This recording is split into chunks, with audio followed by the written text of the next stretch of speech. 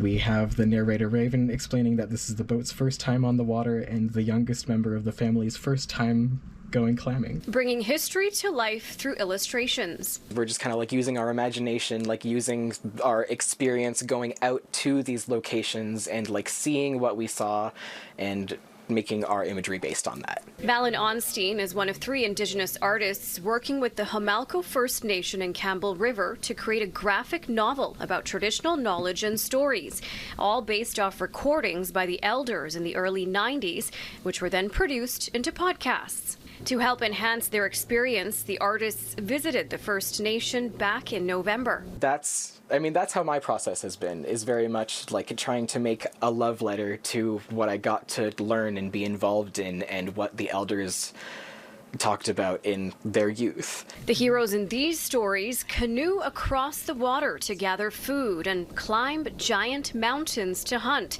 And children reading these stories are sure to be inspired along the way. The cultural preservation part of it, like even in like a pop culture way, like it keeps youth able to like be connected to these things and to know what like their histories are, what their heritage is like. It's given an opportunity to further preserve the language and the culture, which is so important, right?